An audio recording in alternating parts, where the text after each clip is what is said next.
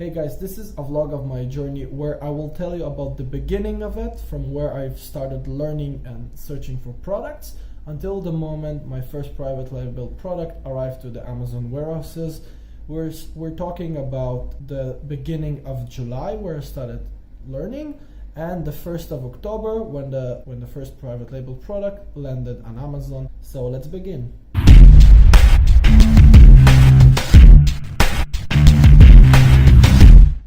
So July 2017, I've started my Amazon journey. I've joined Jordan Kilburn's course and started learning Amazon. It took me about 2 weeks to study hard, and every day I've been watching tons of videos, whether it's from the course, whether it's from Google, Jungle Scout, YouTube. I've watched everything, but I organized it with the course. So you can watch any video you want, but if you're not organized, you will just feel information overload and your brain will explode. So the course just gave me the steps on how to do everything the right way, how to start, how it all ends, when I need to learn what's the time for what. So I followed this, and let's say there was a video about PPC, for example, which is a later stage obviously, but I watched that video, opened as much videos as I could about it, and left it. I didn't watch it until it was time for me to learn about PPC. So this is how I progressed for 1 to 2 weeks, for when I felt confident enough to look for private label products. So I've started looking, and I came across something that got me interesting. Back then I knew the rules of what I need, what is a good product, and blah blah blah, but you never know until you actually do something. So I found something that I thought is cool, a good niche. It was very competitive, but it also had a lot of listings, so it was very spread out. And that product was swimming goggles. So yeah, it sounds super competitive, and it is, but there's a lot of low review products that are just different and found audience too. So I thought, well, that's cool, I might be able to do it. So let's dig further into it. So I've opened up Alibaba and started looking through suppliers that may offer a design that I like.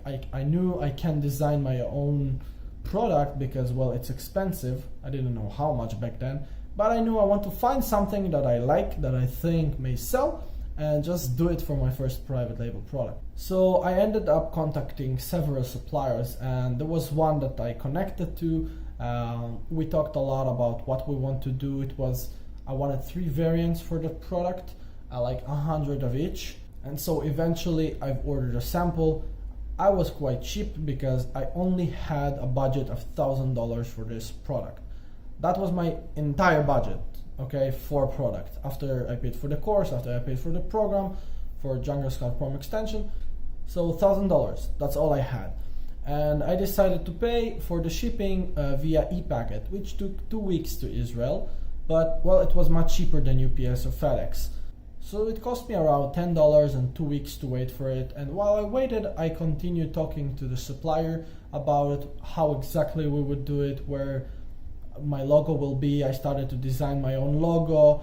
I started thinking of the name I want for it, of the listing, how I'll build it, started learn more about bullet points, about product listings in general, and eventually the sample arrived, and this is the one. I actually had 2 more colors, the 2 other variants that I gave away, and let me show you what it is. Look, so why I wanted to make these goggles, because they looked like sunglasses. I thought that was spatial, that there's no goggles that look like sunglasses, and it can have its own audience. So this is why I wanted to do it, but I expected so much from the sample, from the pictures. It looked so good, it looked so promising, but then this sample arrived, and it might look good, but it's actually not good. So first of all, the plastic feels kind of cheap. I mean, it is a cheap product, it is like a $2 product, but it really feels cheap. Like all 3 variants that arrived had a certain problem with the plastic, which is this. You might see it, might not. There's like some curvature to the plastic, something looked like it broken or something, and all 3 variants had this problem. So it got me really concerned. But the main issue, that the reason I didn't go with this is, look, let me show you. So look, it doesn't stick, it doesn't fit, it just doesn't. My nose is too big because it's one size. You can't, like, I can adjust it here, okay, but I can't, it's one size. That's the whole point. It's like sunglasses. And I told myself, well, if I can't put it and I have a big nose, there's a lot of people who have big nose, and I gave it to people with small noses, and they too could barely wear it. Like it would hurt them here. So I decided to drop this, and it's not in the dumpster. I actually gave it away to small children that it actually fits them. But the point is, I was very disappointed. I was bummed. I was almost ready to make this product. All I needed was to verify this sample, and I'm glad I did, because as you can see, I didn't go with it. So I moved on to the next idea I had, because guys, when you're looking for a private label product, and when you start talking to suppliers about a certain product that you want to do, don't neglect the other ideas you find. Don't neglect your product research. Continue looking for other products while you are talking to suppliers for this product, okay, that you are working on. You have to have several options, because what happened to me may happen to each and every one of you, and it will happen to each and every one of you, that you receive a sample and you just don't like it, but you wanted this product so badly. But no, you don't like it. It's not good, okay? There's a reason your mind tells you not to do it. I would get buttloads of refunds and returns for this just because it could fit. Even if I put a chart and tell exactly who it fits, there will still be people that will buy it and will return it and will leave a bad negative review because it doesn't fit them. Even though I've written it clearly, there's still those people that don't care about reading. They just buy because it's cheap, it's $12 or something to sell on Amazon. They will buy it anyways, and I would get screwed for it. So it's very important when you're working on a private label product, continue your product research. Don't stop it, okay, until the moment you're actually going with it, and that's all the funds you have. So if you like the sample, you say, okay, I'm going with it. If you're going with it and you no longer have funds to do another product, that's okay if you pause your product research. Other than that, there's absolutely no reason for you to do so. So after this, there was another product that I wanted to do, but proved too expensive because I needed to make a mold. Back then I didn't know that if you want to change a lot of things, you're gonna have to purchase a lot of molds or hit a certain minimum order quantity. And I only had $1,000, so there's not too many products you can actually do with $1,000. So there was one product that I got which ended up being my private label product. I will not reveal it, but I will tell you all about it right now. So it started where my brother sent me a link to a product on AliExpress and told me, look how cool it is. Check it how it goes on Amazon. And okay, I'll check it. And I checked it, and there were a couple of competitors, all shared the same sales, but it didn't have much sales. Like the top competitor would sell 100 units, and he would make a couple of $100 a month. So I said, this might not be worth the risk. This isn't enough profit for me to make. Let's see what else I can do. But that certain product came along with another product. So let's call that product A, and the second product that ended up being my private label B, okay, product B. So product A is either sold alone or with product B. So I've decided to check what's going on with product B, because product A sells, just not too many profits because many sellers. And what I found out was that product B is a restockable product, like cups of tea, like plastic cups that you buy 100 and you use one every day until you're out of stock and you have to reorder more. So it's this kind of product that you have to restock. And so it had like maybe 3 to 4 sellers. Seriously, like there were more listings, but some of them were from China and very bad reviews, so no one buys from them. But the top 3 sellers, the first one was selling 600 units a month, the other 2 like 100 to 200 units, and that's all there was to it. And I was like, hey, this guy, this first dude who sells 600 units, he had, when I saw it, he had 6 reviews. That's all he had. That was quite a new niche, new thing that came out in China and only came to the US. So I've decided, look, he doesn't have reviews. The reviews he does, they are bad. I can do it better than him. So I've started looking, and I knew, well, I can find a much better product than he can with the money I have, but let's try and improve a little bit. So I found a supplier that should provide a slightly higher quality product, and what I told myself, I gotta differentiate myself from him, even though I'm going to sell about the same product. So all I've done was to do a different packaging than him, but alike, because the reason he's selling so much is not because he's high quality, but because his packaging was kind of cool and useful. So I've decided to do something similar, and at the minimum just steal half of his sales. Just bring a slightly better product, make a better listing because his was crappy, and give a good price, and I should sell at least half of what he does. So I planned on 300 units a month. I told myself, if I do it right, there's absolutely no reason why I can't sell 300 units a month. And so I went with it. I started looking through different suppliers until one came to mind who kept on sending me pictures. He was like, every step of the way, he would send me pictures of everything, of what I want to do, of the colors, of the packagings, of the quotes. He was just very cooperative, and his English was very decent to speak to. Like, I could understand him, he couldn't understand me, even though we did have some misunderstandings. So we've been talking for like 2 to 3 weeks. I just said I want it perfect. It's my first time I want to do it. I don't want to fail with it. I want to do it the best way I can. I don't want to rush it.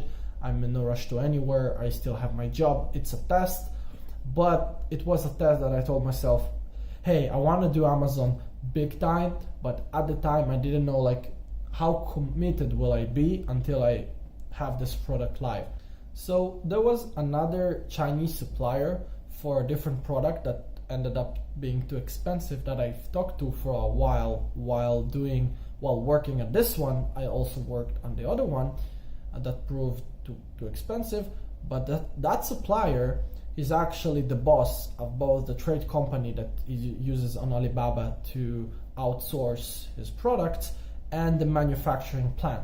So we've built a very close connection because of how serious I was about making that product, and he actually liked me a lot. It just, we didn't both know like it would be that expensive. I didn't know, like he expected it, so he kind of asked me how much money you have because it might end up expensive. I just didn't know how expensive, but we kept in touch, and he was super helpful. It was like I kept in kind of in the loop. He was very interested in Amazon, and I was like, hey man, can I let you test my product? I want to do some product, can you test it for me? And he said, sure, why not, just send it over. I sent it to him, he tested it, he told me it's a go, it's a very good product, he liked it, and he told me, if you want, I can give my photographer to make you some pictures. And I was like so grateful. I wanted to pay him, but he said, no need, man, that's completely fine. He was just curious about me. I'm from Israel, he's from China.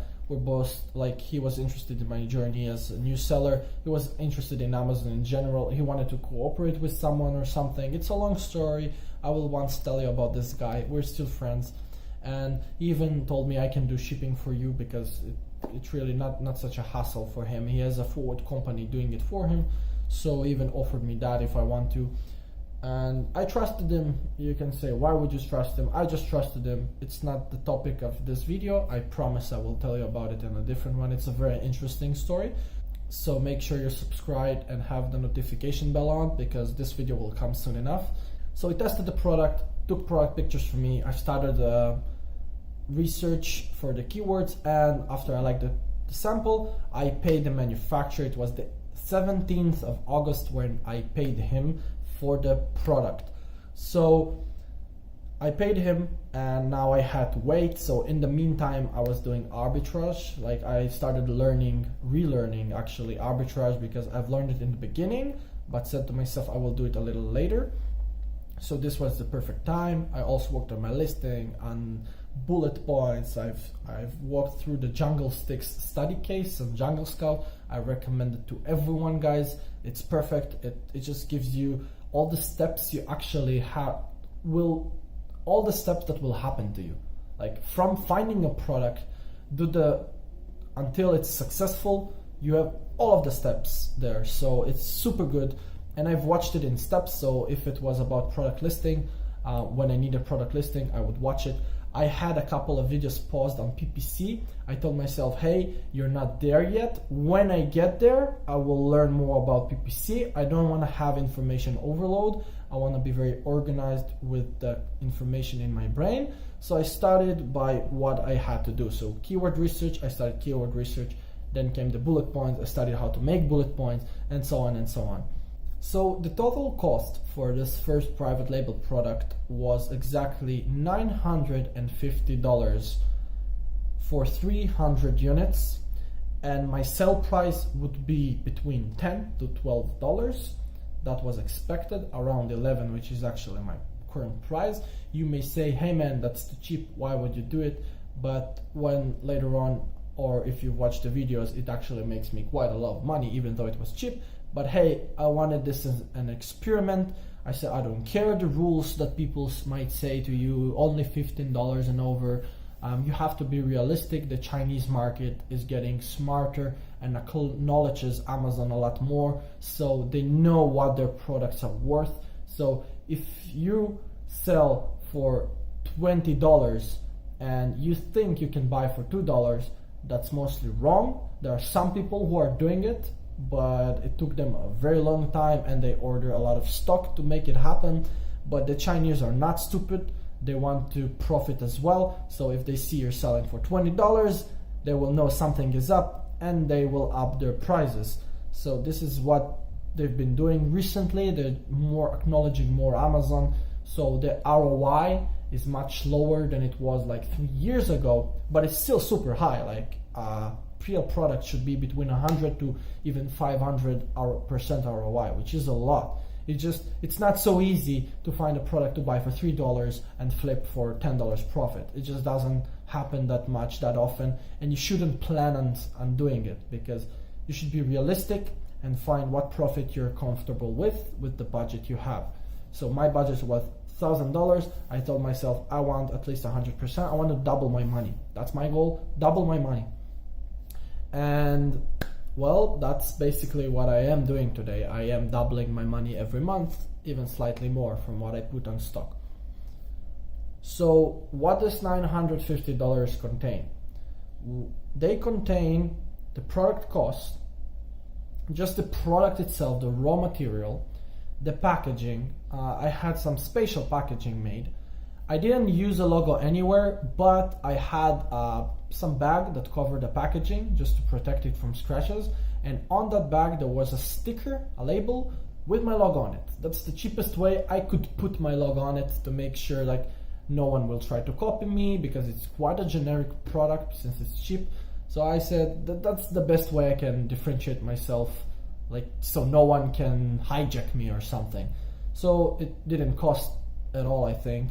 And the next cost, not a big one, was I made some graphic card to something like this size that says what the product is, to make it a better gift, because I also like told people this is a great gift. There's that card that tells the user what this product is and how he should use it, and it looks good. I'm quite decent with Photoshop, and even if you're not, you can hire someone on Fiverr. It's really no issue.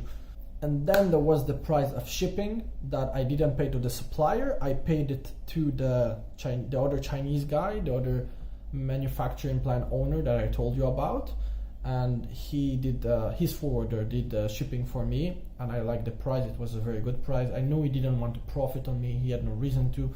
He just helped me out. Don't think I'm naive. I'm not. Just forget about that guy. I just told you I use him. I don't want to lie to you and say I used the supplier, because I didn't. So the sample I didn't pay for a sample because he shipped it in China, so it's super cheap and took like 1 to 2 days to arrive. And the photographs I also didn't pay, because that guy, his photographer, took the pictures for me, which is awesome. I saved a couple $100, I think. So I got lucky with this one to get a good listing and a good product for cheap. So right as I was ready to ship the product to Amazon, everything was ready. It was the start of September. The 300 units were ready in a short period of time, like 2 weeks. Everything was ready. And then that guy tells me, listen, basically any shipping company says they want a certain chemical test to approve of the product that it's not dangerous. And I was like, what the fuck? Why? Why now? Everything is ready. So I came to the supplier nicely. I didn't want to do anything or show him how mad I am, because the goal is to work with him in the long run and make it a passive product. So I was like, hey man, why didn't you tell me there could be a test and blah blah blah? And he told me, I did. I told you it is sensitive goods. And there was our first misunderstanding. When he said at the beginning that this product is sensitive goods, I thought it means it's breakable. Like it's not solid enough, it could break an impact. Like that's what sensitive means to me. But what he meant, that I couldn't understand back then, that it's sensitive goods, which means it could be considered dangerous. This is what they call sensitive goods. So he had to do this chemical test. He told me it cost $80, and we agreed that next time that we will ship, because every shipment I need this test. It's not a one-time test, it's for every shipment. It needs to be current dated. So he told me it's $80, so for the next shipments we would split the fee. So for this one I had to pay this $80. This delay took almost 2 weeks until I got the product shipped, but then it was shipped by UPS and arrived within a week, and it was October 1st, 2017, and at the same day that my product has landed, it said back ordered on Amazon. I've sold 2 units in the back ordered status, and from then everything is quite history, and this part I will tell you in my next vlog. So thank you guys for listening so far. If you enjoyed it, even though it's long, please make sure you comment for any questions for this period of time. You might want to know literally anything you might have. Email me, the email is in the description. Leave a like, subscribe, and hit the notification bell. Stay tuned for my next vlog. Thank you everyone, have a great day.